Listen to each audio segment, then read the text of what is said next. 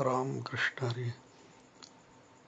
गेले 3 दिवस संत वाङ्मयाचा विचार करत असताना संत वाङ्मय किती परिणामकारक आहे, पाठीमागचा इतिहास जर पाहिला तर असं आपल्याला म्हणता येईल, जर संत वाङ्मय नसतं तर आज भारत देश कसा असता.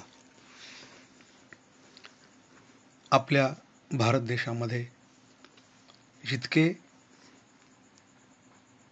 आक्रमणाचे पाढे लिहिले, धडे लिहिले, शिकवले, तितके प्रतिकाराचे धडे लिहिले नाही. हा एक इतिहासावर रोष आहे आपला. लेखकांनी, साहित्यिकांनी, अभ्यासकांनी आक्रमण करणाऱ्यांचे पाढे खूप रंगवले. गझनी आला, मोहम्मद घौरी आला, अल्लाउद्दीन आला, बाबर आला, अकबर आला, औरंगजेब आला, अब्दाली आला, आणखी कोणी इंग्रज आले. हे पाढे, हे धडे लिहित असताना ते इतके रंगवलेले आहेत की जणू काही आक्रमण करणारे हेच आपल्या देशाचे भाग्यविधाते आहे की काय, असं वाचकांना वाटू लागलं. स्वाभाविक आहे.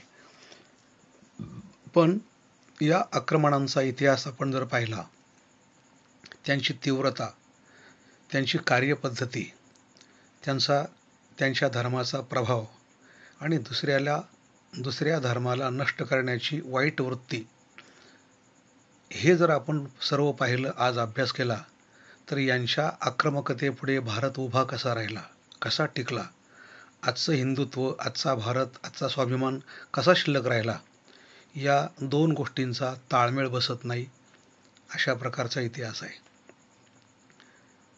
पाठीमागे जाऊन आपण पाहिलं तर गझनी त्याची जी आक्रमकता होती, घौरी त्यांनी जे आक्रमण केले, पण प्रत्येक आक्रमणाच्या वेळे संत हे कधी चूप बसलेले नाही. संतांनी आक्रमणाला प्रतिकार करताना समाजाला सतत जागवलेलं आहे. हा पण एक इतिहास आहे. पहिला आपण आक्रमण करणाऱ्यांचा इतिहास थोडासा मागे जाऊन पाहूया. आपल्या भारताचे पंतप्रधान अटल बिहारी वाजपेयी, ते ज्यावेळेला अफगाणिस्तान दौऱ्यावर गेले असताना त्यांनी सांगितलं, मला जरा गझनी बघायचं आहे. गझनी. ते हसायला लागले, गझनी काय? काय म्हणजे? गझनी, बाबर, अल्लाउद्दीन, घौरी यांचे आमच्या देशामध्ये किती मोठे इतिहास लिहिलेत आणि तुम्ही म्हणतात गझनी म्हणजे काय? त्यांनी सांगितलं, गझनी म्हणजे फक्त एक छोटंसं खेड आहे आमच्याकडं, बाकी काही नाही. इतक्या छोट्याशा खेड्यातला मनुष्य सैन्य जमा करतो, फौजफाटा जमा करतो आणि आपल्या देशामध्ये एवढा धुमाकूळ घालतो. ही कोणती वृत्ती आहे? ही कोणती त्यांची आणि दुसऱ्याच्या धर्म नष्ट करण्याची प्रवृत्ती, ही काही कळत नाही. गझनी असो का बाबर असो, गझनी, बाबर या लोकांचे त्यांच्या देशामध्ये, ज्या देशातून ते आक्रमण करण्याकरता आपल्या देशात आले, त्यांच्या देशात त्यांचे कोणत्याही प्रकारचे इतिहास नाही, थडगंसुद्धा नाही. असेल तर एक छोटंसं गाव आहे. ज्या बाबरच्या नावाने आपल्या देशामध्ये बाबरी मशीद असावी म्हणून आपल्या देशामध्ये जवळजवळ 400-500 वर्ष लढा चाललेला आहे. बाबरी मशीद. त्या बाबरच्या देशामध्ये बाबरचं एक छोटंसं थडगं आहे, याच्या पलीकडं काही नाही. मग आमच्या देशात एवढं का? याचं कारण असं आहे की आमच्या देशातल्या साहित्यिकांनी, लेखकांनी त्यांचे धडे फार रंगवलेले आहेत. कोण बाबर सम्राट, अल्लाउद्दीन सम्राट, घौरी सम्राट, गझनी सम्राट, पण तसं मात्र काही नाही. हे फक्त लुटेरे होते. लुटेरे असं का म्हणायचं? सगळ्या बाबतीमध्ये त्यांचा लुटेरेपणा सिद्ध करता येईल. आणि भारत लुटलेलाच आहे खऱ्या अर्थाने. भारत देश हा संपन्न होता, श्रीमंत होता, सगळ्या बाबतीमध्ये, किंबहुना आजही आहे. दिल्लीला एक ठिकाणी एका मोठ्या वक्त्याचं भाषण चाललेलं होतं, पी चिदंबरम. आणि पी चिदंबरमचं भाषण चालू असताना त्यांनी असं वर्णन केलं की हम हजारो साल से गरीबी से झूंज रहे हैं. त्यांना हजारो साल म्हणायचं कारण असं होतं की जेव्हापासून आपल्या देशावर मोगल सम्राटांनी इस्लामाने आक्रमणं केली तेव्हापासून तर आत्तापर्यंत आपण गरिबीबरोबर लढतो आहे असं त्यांचा म्हणण्याचा उद्देश होता की हम हजारो साल से गरीबी से झूंज रहे है. भाषण संपल्यानंतर एक आणि चांगल्या प्रकारचा विचारवंत, काही वाईट गोष्टी सहन न करणारा असा एक जिज्ञासू विचारवंत परखड व्यक्तिमत्व असलेले राजीव दीक्षित उभे राहिले आणि त्यांनी सांगितलं मला थोडं 2 शब्द बोलायचं आहे. स्टेजवर गेले, माईक हातात घेतला आणि त्यांनी सांगितलं की हे महाशय म्हटले हम हजारो साल से गरीबी से झूंज रहे हैं. कोण म्हणतो आमचा देश गरीब होता? आमचा देश जर गरीब असता तर पहिली गोष्ट म्हणजे मदलसेने जे वर्णन केलेलं आहे, 18 भार वनस्पती फळी फुळे ओळती 22 त्या पोखरणी नदी गंगा वाहती ज्या घरी कुलश्रिया राज्य राणी व संपत्ती आणि हे सुख सांडोनिया कासया योग सेविती. 18 भार वनस्पती हे जे वर्णन आहे हे काही गरीब देशाचं वर्णन आहे का? फळी फुळे ओळती, निसर्ग, राजे, या देशातल्या चालीरीती, हो म्हणजे आमचा देश गरीब नव्हता मदलसेच्या शब्दावरून. आणखीन आपण अनेक पुरावे पाहू शकतो. भारत देश जर गरीब होता तर गजनी या देशातले काही दगड गोटे लुटण्याकरता आला होता का?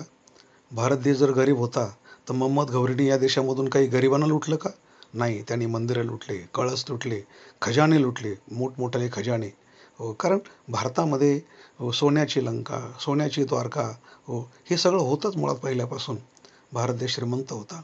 हे सगळे लुटेरे आपल्याला लुटण्याकरता आले आणि लुटता येईल तेवढं लुटून नेलं. हो, एकदा मार खाऊन गेल्यानंतर दुसऱ्यांदा पुन्हा एकदा तो ज्यावेळेला येतो, समजा अब्दाली, का बरं अब्दाली परत परत आला? तर त्याला माहीत होतं की लुटण्यासारखं भारतातच फार मोठे. 6 वेळेला भारत लुटून गेल्यानंतर पुन्हा 7व्यांदा आला त्यावेळेला पानिपत घडलेलं आहे, ध्यानात ठेवा. म्हणजे लुटणाऱ्याने भारत कसा लुटलेला आहे. पहिलं 1001ला गजनी आला होता. 1192ला मोहम्मद घौरी आपल्या भारतावर आक्रमण करण्याकरता आला.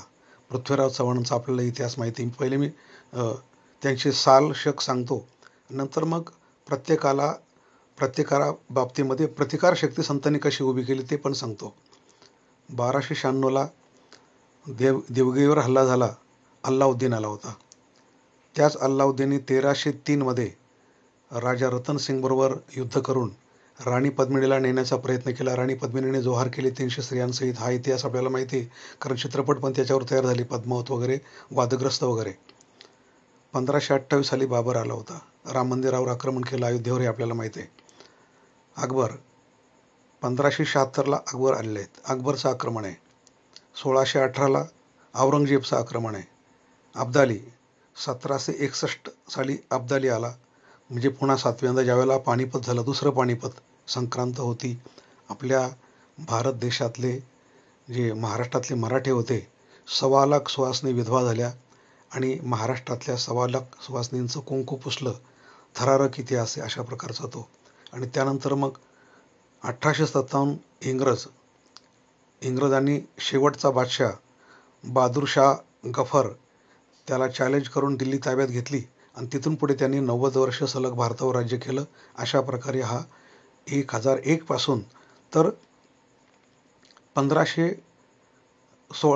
1562 आपलं 1862 म्हणजे शेवटच्या बादशापर्यंत आणि त्यानंतर इंग्रज, अशा प्रकारे हा आक्रमकांचा इतिहास आहे. आता मला परत पहिल्यापासूनच सांगायचं आहे, आक्रमण करणाऱ्यांना कोणीतरी प्रतिकार केला म्हणूनच हे सर्व टिकलेले आहे. चला पाठीमागे जाऊन सिकंदर बादशाहांपर्यंत. आमच्या देशामध्ये प्रत्येक आक्रमणाला उत्तर देताना जे शूरवीर उभे राहिले खंबीरपणे, त्या शूरवीरांच्या पाठीमागे कोणीतरी एखादा फक्कड महात्मा, संत महात्मा, अवलिया एखादा, फकीर एखादा तरी उभा होता की तुम्ही उभे राहा, आक्रमण परत करा.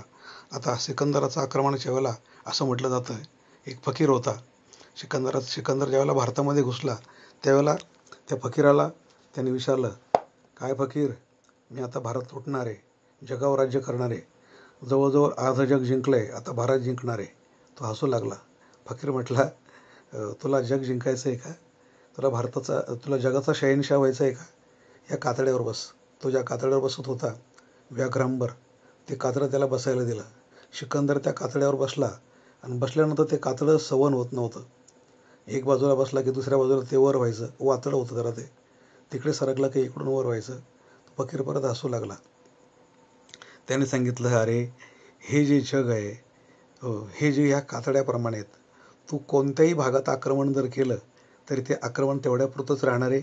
दुसरा भाग परत तुझ्यावर चढाई करणारच आहे. तो इकडं आक्रमण केलं की तिकडून परत वर कोणीतरी डोके काढणारच आहे. जगावर राज्य कोणालाही करता आलेलं नाही एकाच वेळेला. हां, जगावर राज्य करतील, पण ते संत करू शकतील. तुझ्यासारख्याला जगावर राज्य करता येणार नाही. एका फकीराने सिकंदराला हे उत्तर दिलं. गजनी असो, सिकंदर असो, घौरी असो, मोहम्मद घौरीने ज्यावेळेला भारतावर स्वारी केली 17 वेळेला त्याचा पराभव केलेला आहे पृथ्वीराज चव्हाणाने. पण ज्यावेळेला पृथ्वीराज चव्हाण पकडले गेले, तुरुंगात डांबले गेले, त्यांना धर्मपरिवर्तनासाठी खूप छळ केला आणि त्यांना आंधळं बनवलं. मला काय सांगायचं आहे, प्रत्येक वीराच्या पाठीमागे कोणीतरी एखादा संत महात्मा असतो, वकील असतो, आपलं कोणीतरी एखादा विचारवंत असतो आध्यात्मिक विचाराचा. हे सांगत असताना पृथ्वीराज चव्हाण जेव्हा कैदेमध्ये होते, डोळे फोडल्यानंतर, आंधळे झाल्यानंतर त्यांचा वकील चंदर बरदाई, आता चंद बरदाई त्याला असं म्हणतात, भेटण्याकरता आला. राजा, मला तुझे हाल पाहत नाही, पण अजून तुला एक मी संधी देतो. आणि म्हणून चंद बरदाई हा मोहम्मद घौरीकडे गेला. सांगितलं, तुम्ही आमच्या राजाला कैद केलं, डोळे फोडले, पण ध्यानात ठेवा, त्यांच्याजवळ एक अशी कला आहे, जशी रामायणामध्ये दशरथाकडे होती, जशी महाभारतामध्ये अर्जुनाकडे होती, त्या प्रकारची कला आमच्या पृथ्वीराज चव्हाणांकडे आहे. त्याला मोठं आश्चर्य वाटलं. तो भ्रमात होता, कारण त्याला माहिती मी त्याचे डोळे फोडलेत, त्याला तुरुंगात ठेवलं आहे. ठीक आहे म्हणे, काय करायला पाहिजे म्हणे, एक प्रतियोगिता आयोजित करा आणि त्यांचे डोळे तर फोडलेलेचे, त्यांच्या हातात धनुष्य द्या. ज्या बाजूला घंटा वाजेल प्रत्येक ध्वनीच्या बाजूला तो कसा बाण चालवतो ते पहा, पण हुकूम तुम्ही द्यायला पाहिजे. भली मोठी प्रतियोगिता आयोजित केली. स्वतः मोहम्मद घौरी आणि पत्र्याचं कवच करून बसला होता उंच आसनावर, आणि लोक पाहण्याकरता ते जमा झाले पृथ्वीराज चव्हाणाला पाहण्याकरता. त्याच्या हातात धनुष्य दिलं. ते धनुष्य म्हणजे 2 माणसांनी उचलून त्याच्या हातात दिलं, कारण ते धनुष्य त्या प्रकारचं होतं, जड होतं. हो, कारण अवघ्या 28 वर्षच फक्त पृथ्वीराज चव्हाण जगलेला आहे, पण त्याच्या शक्तीचं प्रदर्शन इतिहासामध्ये जबरदस्त आहे. ठीक आहे, इतिहासकारांनी फारसं केलं नसलं जास्त, तरी परंतु ते जे प्रामाणिक वर्णन आहे ते आपण अवश्य वाचा. ज्यावेळेला तो त्या प्रतियोगितेमध्ये आला, गर्दी झाली होती बघण्याकरता, सर्वात प्रथम मोहम्मद घौरीने सांगितलं, त्याला गरगर गरगर फिरवा. त्याला गोल गोल फिरवलं. एक तर तो आंधळा, गरगर गरगर फिरवलं. आणि चंदर बरदाईने, अर्थात त्याच्या वकिलाने सांगितलं, बघ म्हणे, इथून 4 बांबू लांब, 24 फूट उंच, आणि 8 अंगुली त्याचं सिंहासन अशा प्रकारचं आहे. बघ, आता तुला तो आवाज करील, तो आवाजाचं लक्ष दे. आणि त्याप्रमाणे मोहम्मद घौरीने आवाज दिला, पृथ्वी बाण चलाव. घंटा वाजवला की तो बरोबर घंट्याला बाण मारत होता. 10 दिशेला 10 घंटे होते. प्रत्येक वेळेला मोहम्मद घौरी म्हणायचा, पृथ्वी बाण चलाव, पृथ्वी बाण चलाव. हा बरोबर आवाजा दिशेने बाण चालवत होता, घंट्यावर बाण मारत होता. धनुष्यबाण त्याचं जबरदस्त होतं. आणि आवाजाचा त्यांनी बरोबर वेध घेतला. पृथ्वी बाण चलाव हा आवाज येतो कुठून? आणि बरोबर चंदर बरदाईने एक फक्त काव्य रचलं की 4 बास 24 गज 8 अंगुल प्रमाण, ता ऊपर सुलतान बैठा मत भूलो चव्हाण. असं म्हटल्यानंतर त्या बांबूचं अंतर, त्याची उंची, सिंहासन आणि सिंहासनापासून वर त्याची छाती, एका क्षणात कमाल होती या राजांची म्हणायला पाहिजे. की एक छोटंसं काव्य, बांबूची लांबी, फुटांची उंची मापणं, आणि तितक्या वेळामध्ये ध्वनी कुठून येतो हे पाहणं, आणि त्या ध्वनीप्रमाणे बाण सोडलं. काव्य कानावर पडल्याबरोबर पृथ्वी उलट दिशेला उभा होता, करकन मागे फिरला आणि धनुष्यातून बाण सोडला. इतका जबरदस्त बाण होता आवाजाच्या दिशेने. मोहम्मद घौरीला त्याचं जे कवर होतं पत्र्याचं ते तोडून त्याच्या छातीतून आरपार बाण गेला, आणि एवढ्यात त्यांनी त्या मोहम्मद घौरीला मारलं. गर्दी होती. ठरल्याप्रमाणे त्यांनी, म्हणजे वकिलाने आणि त्यांनी एकमेकावर वार करून स्वतः मरण स्वीकारलं. मला काय म्हणायचं आहे, प्रत्येक राजाच्या पाठीमागे कोणीतरी एखादा साधू, एखादा विचारवंत, एखादा आध्यात्मिक पुरुष होता, म्हणून एवढं सगळं होऊ शकलं. पृथ्वीराज चव्हाणनंतर अल्लाउद्दीन, म्हणजे देवगिरीवर आक्रमण, राजा रतन सिंग, त्यानंतर 1303 राणी पद्मिनी, हो ते सर्व आपल्याला इतिहास माहीत आहे. पण प्रत्येकाच्या पाठीमागे आता राम मंदिर, 1528ला राम मंदिरावर झालेलं आक्रमण, त्यानंतर झालेले 76 लढे, 4.25 लाख हिंदूंनी दिलेलं बलिदान. मला सांगा, आमचा देश जर निद्रिस्त असता, सुप्त असता, आक्रमण प्रतिकार केलाच नसता, तर राम मंदिराचा लढा जागृत कोणी केला? साधू संतांनी पुन्हा पुन्हा वारंवार धर्म जागृत केला. त्याचा परिणाम आज राम मंदिर होण्याच्या तयारीत आहे असं आपण पाहतोय. म्हणजे साधू संतांनी प्रत्येक वेळेला समाज जागवलेला आहे आणि यालाच आपण प्रतिकारशक्ती असं म्हणतो. आणि ही प्रतिकारशक्ती काव्यातून उभी आहे. आणि हे काव्य म्हणजे ओव्या, अभंग, आर्या, श्लोक, हे सर्व संत वाङ्मयाचं आहे. खरं म्हणजे शूरांच्या हातात तलवार होती, आक्रमकांच्या हातात आणि यांच्या प्रतिकार शक्तीमध्ये लेखणी होती. तलवारीची धार का लेखणीची धार? मला वाटतं लेखणीची धार ही कधी पण आणि मोठी आहे. हिंदू हृदय सम्राट बाळासाहेब ठाकरे असं म्हणायचे. एकदा त्यांची मुलाखत झालेली आहे, फार सुंदर. त्यांनी असं सुंदर जगाला उपदेश केला थेट प्रक्षेपणातून. त्यांनी सांगितलं, ज्यावेळेला बंदुकीची गोळी चालत नाही किंवा ज्यावेळेला काठी काम करत नाही, त्यावेळेला माणसाने तलवार हातात घ्यावी. ज्यावेळेला तलवार चालत नाही, त्यावेळेला माणसाने बंदूक हातात घ्यावी, बंदूक चालवावी. आणि ज्यावेळेला बंदूकसुद्धा काम करत नाही, त्यावेळेला बंदूक टाकून द्यावी आणि हातामध्ये लेखणी घ्यावी. लेखणीचा पराक्रम फार मोठा असतो. लेखणीला धार फार मोठी असते. ज्ञानोबाराच्या लेखणीची धार, एकनाथ महाराजांच्या लेखणीची धार आणि तुकाराम महाराजांच्या लेखणीची धार आपण आता सध्या पाहतोय वाङ्मयामध्ये, की या लेखणीच्या धारेने, या लेखणीमुळे निर्माण झालेली अक्षरं, मग गाथा असेल, ज्ञानेश्वरी असेल, भागवत असेल, याची जी धार आहे ती कधीही बोथट होत नाही. एकनाथ महाराजांना काही सामान्य प्रतिकार करताना म्हणजे सामान्य प्रतिकार नाही करावा लागला, जबरदस्त. त्यांच्या काळामध्ये सुद्धा यवनांचा काळ होता. एखादा यवन त्यांच्या अंगावर थुंकतो आणि समाज पाहत राहतो, ही कोणती मानसिकता आहे? पण अशा वेळेला सुद्धा संत महात्म्यांनी आपल्या लेखणीचा वापर केलेलाच आहे. एकनाथ महाराजांचा एका तुर्काचा संवाद आहे. ऐक तुर्का परममूर्खा, सर्वाभूती देव देखा, हे सांडून या वंका, शून्यवाद का झालास? एकनाथ महाराज एका तुर्काला इतकं स्पष्ट सांगतात, आज कोणी तशी हिंमत करणार नाही. तर हिंदू तुर्क संवाद आपण पाहू शकता का? त्यामध्ये एकनाथ महाराजांच्या अतिशय सुंदर आहे. एवढी सगळी आक्रमणं सांगण्याचा माझा हेतू फक्त एवढाच आहे की एवढ्या आक्रमणानंतर भारत आज जो उभा आहे, इथं बलिदानं झाली, या ठिकाणी अनेक राजांचे डोळे फोडले, अनेक स्त्रियांना आहुत्या द्याव्या लागल्या, जोहार करावे लागले, ही सगळी प्रचंड शक्ती समाजात जी उभी केली धर्माबद्दल, ती संतांनी उभी केलेली आहे. आणि म्हणून संत महात्मे या बाबतीमध्ये सतत जागे आहेत. आता संत जागे आहेत, लिहितात, बोलतात, गातात, ग्रंथ लिहून ठेवतात, पण खऱ्या अर्थाने ज्यावेळेला प्रत्यक्ष ते लिहितात त्यावेळेला समोर कोणी नसतं. फक्त त्यांना माहिती आहे आपण करून ठेवायचं आहे. संतत्व काय हास्यास्पद आहे बरं का. आपल्याला ऐकल्यानंतर असं वाटेल की खरंच मला ज्यावेळेला लिहितो, गातो, वाचतो, पाहतो, ज्यावेळेला आपल्या मालिका छापल्या जातात, कोणीतरी स्वागत करतं, कोणीतरी वाहवा करतं, मग आपल्याला प्रोत्साहन येतं आणि त्यानंतर आपण ग्रंथ लिहितो. संतांचं तसं नव्हतं. संत वाङ्मय कसं निर्माण झालं, बस एवढा जरी विचार केला आपण, कसं निर्माण झालं, तर असं म्हणावं लागेल, संत वाङ्मय निर्माण होत असताना एक मला पाठीमागं जाऊन एक सांगावं असं वाटतं. बघा, जसं सावरकरांचं वाङ्मय, सावरकर अंदमानच्या तुरुंगामध्ये सावरकर असताना असं आपण अनुमान करू शकतो की दिवसभर कोलू हाकायचा, घाणा लोटायचा, आणि तो लोटत असताना ते इंग्रज अगदी पार सावरकरांना म्हणायचे की तुमचा घाणा थांबला तर तितकंच तेल कमी निघालं की कैदी उपाशी राहतील. दिवसभर तो घाणा हाकायचा, पार बेशुद्ध होऊन पडायचे. तो कोलू लोटायचा, बेशुद्ध होऊन पडायचे आणि मग त्या अंधर कस्टडीमध्ये टाकून द्यायचे. टाकल्यानंतर सावरकर ज्यावेळेला शुद्धीवर यायचे त्यावेळेला म्हणायचे, अरे आपलं काव्य राहिलं. पुन्हा त्याला बेशुद्ध अवस्थेतून जागे झाल्यानंतर पुन्हा त्यांना शुद्धीवर आल्यानंतर काव्य सुचायचं. अरे आपण येताना काय पाहिलं होतं? भारत माता, तिचे पाय, हा जो समुद्र आहे अरबी समुद्र, बंगालचा उपसागर, हिंदी महासागर ह्या त्रिवेंद्रमच्या ठिकाणी म्हणजे कन्याकुमारीच्या ठिकाणी आणि भारत मातेचे माझे पाय आहे, समुद्राने ते पाय धुतोय आणि हे पाय धुत असताना हो मी असं समुद्राला वचन दिलं होतं, हे सागरा मला परत केव्हा बोलवशील, सागरा प्राण तळमळला.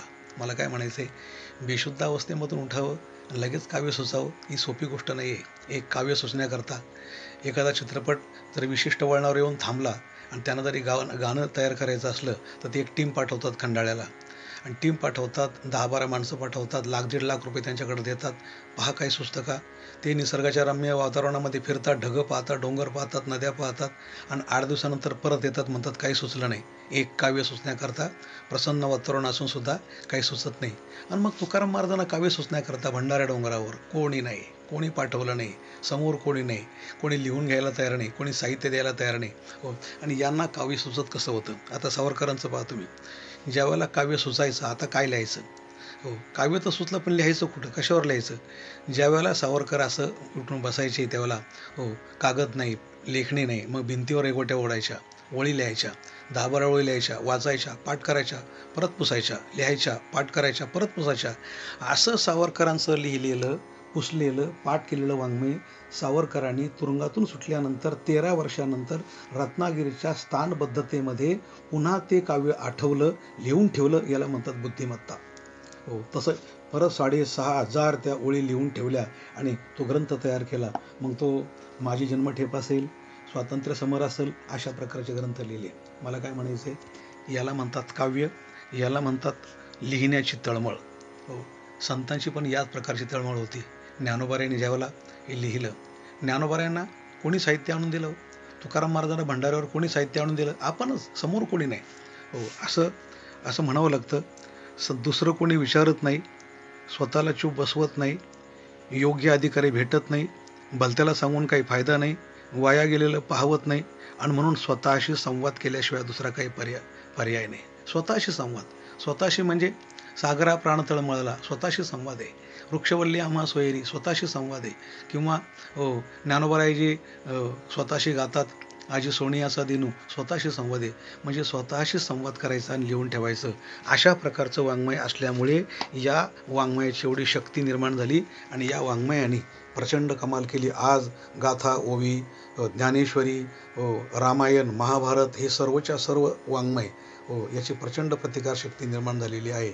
आज हा 4था भाग आपल्या सर्वांच्या चरणी समर्पण करत असताना मला आनंद वाटतोय, अनेक प्रकारचा प्रतिसाद मिळतोय. हरिभक्तपरायण एकनाथ महाराज गोष्टी हे आपल्यापर्यंत पोहोचवत आहेत. आपण याचा स्वीकार करावा, आपल्या मित्रांना पाठवावं. धन्यवाद. गोष्टी महाराज हे यूट्यूब चॅनल आजच सबस्क्राईब करा, बेल आयकॉनवर क्लिक करा. शुद्ध सांप्रदायिक चाली, कीर्तनं, प्रवचनं, कथा, पारायणं असे वारकरी संप्रदायाशी संबंधित व्हिडिओ पहा. आपणही पहा आणि इतरांनाही आग्रहपूर्वक सांगा.